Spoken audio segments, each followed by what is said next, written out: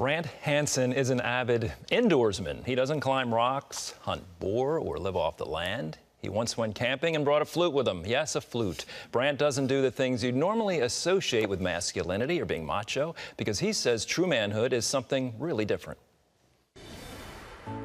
Best-selling author, radio host, and podcaster Brant Hansen is known for his humble, sincere, and comedic way of communicating. Growing up with health challenges, Brant never would have dreamed what God had in store for his future. He champions others to flourish in their God-given potential as well. In his book, The Young Men We Need, Brant Hansen shares the importance of guys becoming the men God has designed them to be and gives practical advice on how to live it out. I don't feel so young anymore, Brant, but I got a lot out of the book. Welcome. Thank you. I love your approach because you pretty much tell us all the reasons why you're not the masculine macho man, yet you have some really valuable insight on what being a man is. I mean, what do you think manhood is today? There's total confusion today, and the sad thing to me is it's in the church too. Like, the church will use terms like, well, we need men. We need men to man up, and like young guys especially, but all men are like, well, okay, what do you mean by that? So, I mean, you think there's a misconception when men hear they're supposed to be called to manhood, even biblical manhood, they may think they have to obtain traits that don't come natural. They think too big sometimes. Yeah, well, it's just, again, it's like if you don't have a vision for who you're supposed to be, it's very confusing. And that's literally where younger guys are now, but men in general. Because just saying, be a man, like, okay, but what does that look like? You can say it's going to be the usual tropes, like I'll have a big truck, I go hunting, I do that. But what if you're a songwriter? What if you're an archaeologist or an accountant, or you just have a different kind of personality? So that's me, and I don't climb rocks. I don't have any balance. I'd fall. So it's like, but if we keep confusing those ideas and just go, let's have a man's night, we'll throw axes and stuff like that. That's what a lot of churches think they have to do, right? It's too bad because, again, guys are like, okay, so what is it really? So that's what I'm actually trying to give the vision for in the book, to say, you actually have a role, and I think it's the job that God gave Adam, which is keeper of the garden. Yeah, explain more of that, because that's a big part of your book. Yes, it is. So that's the vision, and I think even young guys can get this. I think even kids, boys can understand this. You're here to provide security for people. People should be more secure around you because you're there. And the other thing you should do is cultivate other people. Like, you allow them to flourish, just like a good gardener allows species in a garden to flourish and bloom. Outside of the garden in the wild, they might perish. But when guys understand that, like, you're not supposed to threaten women. You're not supposed to be a threat to children, to vulnerable people. You're supposed to be a blessing to them and protect them. The light goes on. Well, yeah, and toward the end of your book, you say some guys think, yeah, if an intruder comes into my home, I'll protect my family. But sometimes we need to protect them from ourselves. Yes.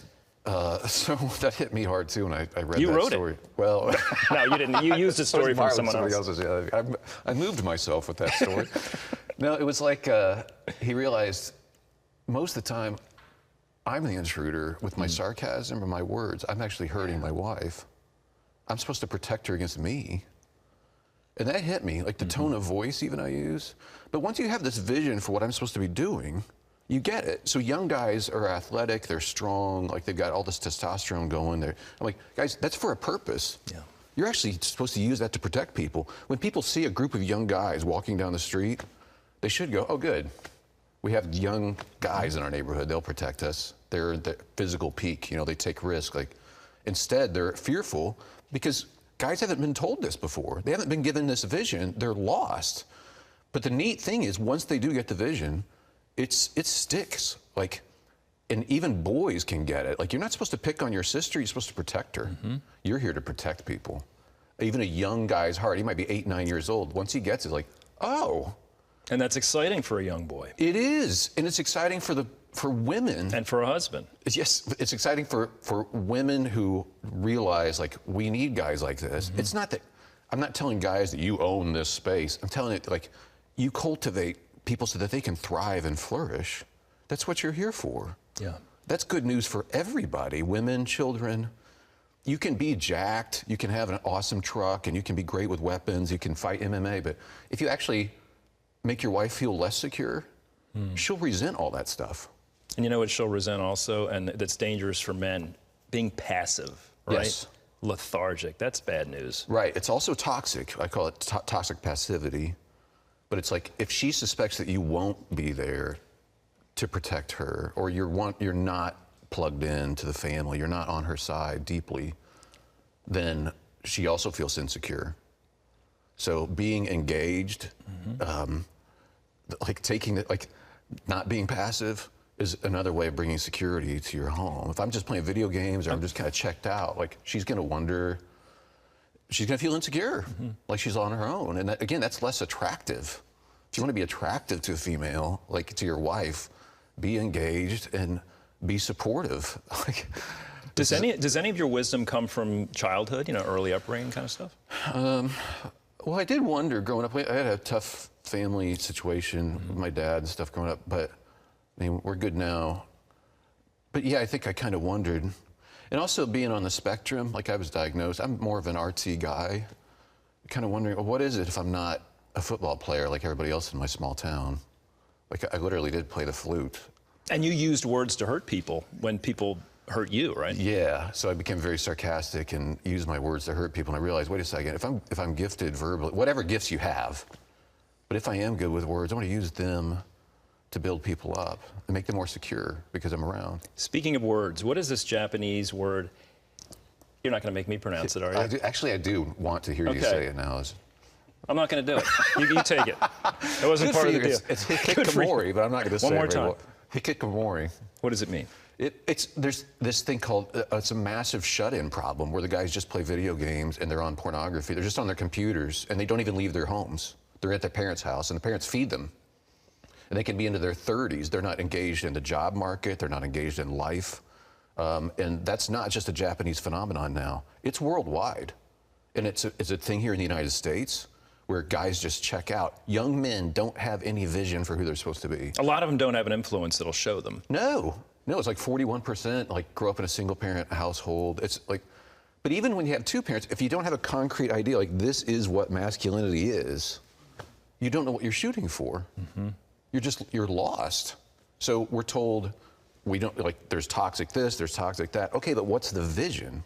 Because if I don't have a positive vision, I'm lost. So and if you're short of a vision, you can start with making a good choice. You say in your book how you have to love one thing more than another, right? A lot of that's with temptation, staying away from things like pornography. You have to want something more than that. So small choices make a difference. In anything in life, like it's very difficult to say no to this thing unless I'm exchanging it for something better. So to have a vision for masculinity, who I want to be, helps me say no to that stuff more consistently. Because actually, I want this so bad. But I think that if guys are adrift, they're going to be susceptible to just about anything. Recently, there was a survey. It was something about, to women, would they feel more safe out in the woods with a man or a bear, I think it was? And they chose the bear. What does that say?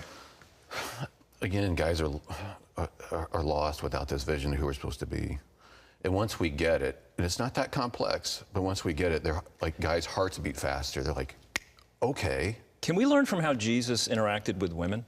Yeah, like one of the chapters I have is the Jesus Masterclass on how to treat women. Absolutely. Several of the things he does is so countercultural, even now, but certainly back then, like allowing, when he was at Mary and Martha's, allowing Mary to be there with the guys that he's teaching. Like there's certain cultures now you can't do that. Like I've been there. The women have to stay out of the room while the guys eat. He was breaking those rules. He was giving them dignity instead of threatening them. He was protecting them, like the woman caught in adultery. Just genius, courage. Do you ever get feedback from women if they hear you talking about manhood? Do they say, you don't know what you're talking about, or boy, I wish my husband would listen to this kind of thing? Because I know you don't consider yourself an expert, but you're talking about what you've learned personally. I have been amazed by women's reaction to this. Like there have been girls groups that have studied this, like at churches, and they were like, that's what I'm actually looking for, not the trappings of masculinity. I'll date the football guy thinking that means he's going to provide security. But if his character if he doesn't understand, that becomes a threat. But the reactions have been, even in secular settings where I've talked at factories or different corporations, I'm seeing the women watching me the whole time, and I'm wondering what they're thinking. And afterward, they're like, how do I get my boyfriend to read this book? How do I get my husband to read this book? So I always say, hand it to him and say, this reminds me of you. I think you're going to like it. Okay, that's the good approach. Finally, for a guy watching, could be teenager or grandfather, wants to step up his game a little bit as a man. You have any counsel? Where to start? I hate to just say read the book, but honestly, you have to have the vision.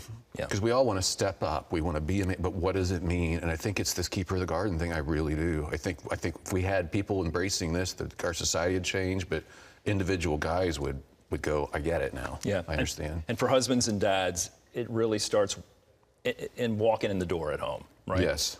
That's where manhood is. Coming in the door, how do you treat people, respond? That circle of influence is huge. Yeah, you want your kids going, Daddy's home. Yeah. Not, oh no, Dad's home. Good counsel. Good counsel. Thanks. Everybody, you can learn more about true manhood in this book. It is called The Young Men We Need. I encourage you to pick up a copy. Brant, thanks so much. Thank you. Really enjoyed you being with us. Thanks.